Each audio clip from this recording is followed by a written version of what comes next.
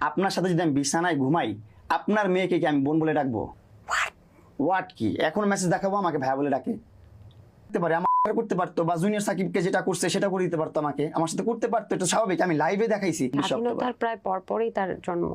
আর 4 বছর আগে এলে যুদ্ধই করতে পারতো। তা ও এমন ভাবে আমাকে ব্ল্যাকমেল করতো যে ও সতী নারী, ও জীবনে একটা প্রেমও করে নাই। আপনি কি অন্ধ ছিলেন মামু? অন্ধ না, কিন্তু বুঝতে পারিনি আমি আসলে ওই জিনিসটা। মানুষ এখন বলতেছে কেন তোরা সোশ্যাল মিডিয়াতে এসে বকবক করতেছিস।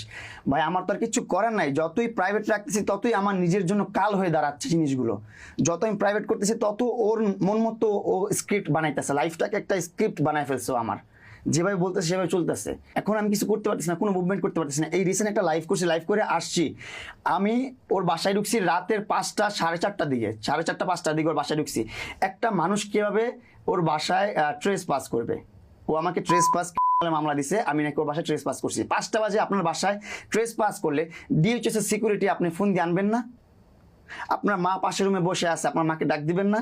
আপনার বাসায় 18 জন কাজের লোক, আপনি তাদেরকে ডাক দিবেন না?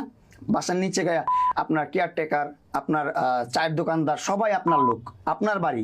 আমি যদি ট্রেস পাস করি, এখানে আমার কোনো সুযোগ আছে ওইখানে থাকার? আমি একটা সিঙ্গেল পার্সন, এখানে কোনো সুযোগ আছে? নাই তো। তো সেখানে আমাকে ট্রেস পাস ক্রিমিনাল বলছে। তারপর আমি নাকি ওকে হত্যার চেষ্টা করছি, আমি নাকি একটা দিছে। ও কিভাবে করছি? আমি আমার লাইভে আমি প্রকাশ করছি আমার সিকিউরিটির জন্য। আমি দেখাইছি ওর ঘরের কর্নারে ফুলদানার পিছনে ছুরি লুকানো।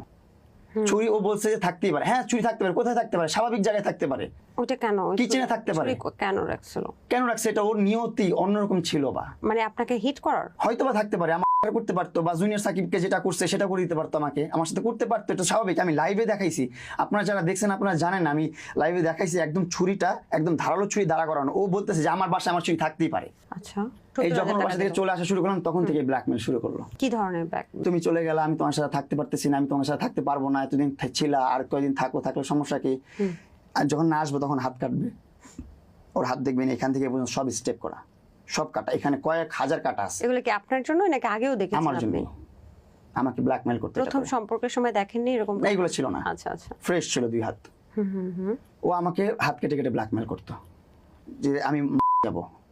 ও কি কি খেয়ে ফেলতো, ড্রিঙ্কস করতো, কি কি ড্রিঙ্কস করে ফেলতো যে ও করতেছে। ওর কাজের বউরা ফোন দিত, ওর দারোয়ানরা ফোন দিত, ওর ড্রাইভাররা ফোন দিত, মানে একটা ও আচ্ছা, মানে করার জন্য। হ্যাঁ, এই উল্টাপাল্টা জিনিসপত্র খেয়ে ফেলতো।